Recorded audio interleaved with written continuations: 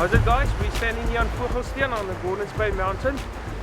There's been a strong northwest winds for 3 days now. We're going to target black stingrays, spear noses, and the famous treasure shark. So that's our main goal today.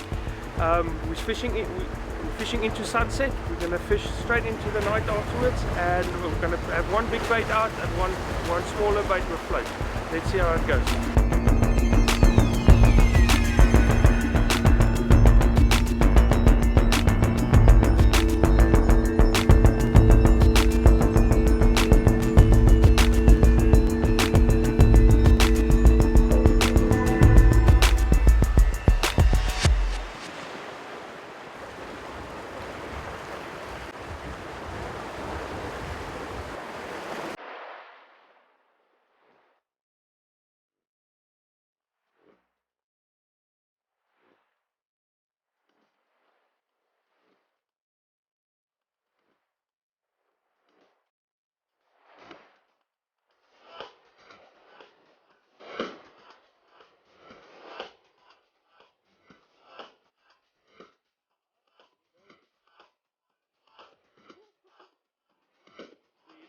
Now we're already at 2 pulls. I just got dropped. We don't know what it is. It came in with the bait, so we put a big bait out now again and see what's going to happen. But the sun is setting, so we can get into some action now. It looks like we've got a little eagle ray. It's right here in front of us. I'm just going to pull it off the rocks. I'm quickly going to go down to pick the fish up, because as you can see the fish is on the back. Never ever handle any flatfish on the back, so I'm quickly going to rescue this little one.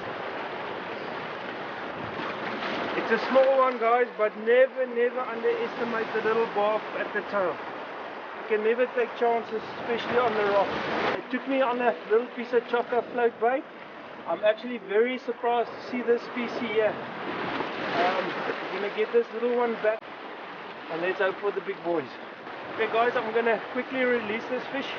As you can see, the fish is still in very good condition, and let's get it back quickly. And never turn it on the back. Even though if you're on the rocks, always try and keep the fish. I'm going to lift it and it's safely back. Guys, when you're releasing a fish, even if it's small, always keep your eye on the water. If you're fishing with a buddy, just ask him to watch the water while you deal with fish. It's very important, especially on a place like this. We're on here, we have no idea what this is. It actually took with a bang, so it can be a little cob. I don't feel any head shakes. I'm just going to bring it closer to the side. It's coming in quick. Okay, guys, it's on the rocks. I'm just going to go down and see what it is. Same species as now. I'm just going to remove those. See those little bulbs? Yes, especially in this smaller ones. You have to be so careful.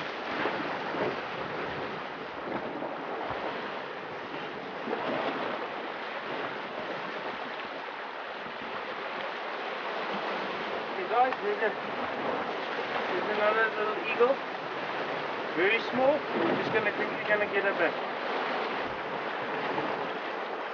That's it, guys. There's another little eagle ray. I think why they're on the bite is because the water is so warm. If they're on the bite, definitely there must be other species out. I'm quickly gonna bait up and see what we can get. Hi guys, I'm just gonna show you what I've been using tonight. I've got a little 8-0 hook with a toothpick just to keep the float and the bait on properly, so it doesn't make a little banana when you put the bait on. Little biting trace is 100 pound onto a 1mm nylon, and I think a number 3 power swivel. My sinker trace is a bit longer, so I'm gonna clip this bait just to get a bit more distance. We've seen this eagle rays in the water, so what I'm going to show you quickly. I'm going to make a little oily, bloody type bait for them, because we know now there's flatfish in the water. So this is a little piece of mackerel I've got left, so I'm going to use it. I'm just going to cut little cutlets out. always make sure your knife is sharp. This knife is blunt, so let's go for it. Cutting little cutlets out.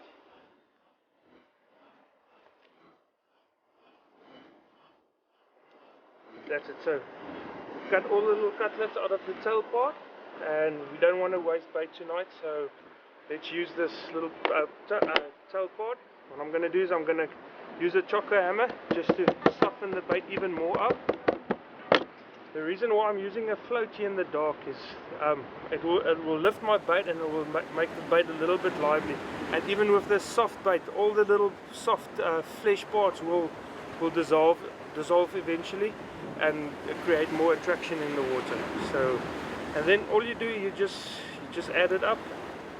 Like I used to say, guys, keep it simple, nothing fancy, just stick to the basics. You'll see, guys, when you don't use a toothpick, your bait tends to do this, and that's no good. That's not good for your pickup.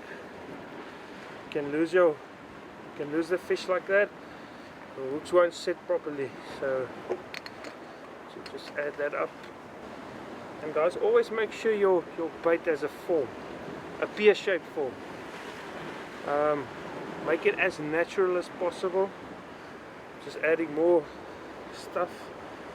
Remember this, I use the chocker hammer to soften the bait up.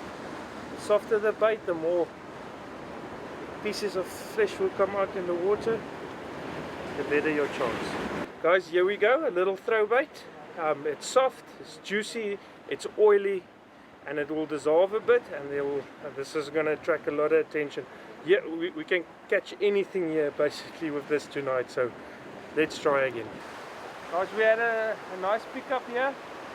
It dropped me again. It's the same pickups that we had earlier. It just doof, it pulls you flat and it comes in, and you feel the sinker bounce, bounce, bounce, and then nothing. We're on here. I think it might be a little smoother on a spotty. I can feel the head shakes. I don't want to get too excited too quickly, but it's bigger. This is a bigger fish. It doesn't feel like a little eagle ray. And let's try and get this up, because I could feel my line on the rocks, but it's better now. It can be a smooth arm that's been tangled up. I don't want to pull too hard in case it might be a little big cob. Guys, it's yes, it's difficult to see from here. It looks like a spotty. It's a spotty. You guys can see the black spots on this one. There's two species here in Cape Town. Your normal smooth hound, which we call in Cape Town your white spotty, and this is your black spotted gully shark. Your black spotty's got the S teeth. If you can put your thumb in and you pull backwards, you can feel your thumb is sticking. Your smooth hound has got more of a V-shaped jaw. This one's got a more rounded shape. It's almost 12 o'clock now. We're gonna call it a night. We've got a few fish and a few pickups. Nothing major. Still a fun night out.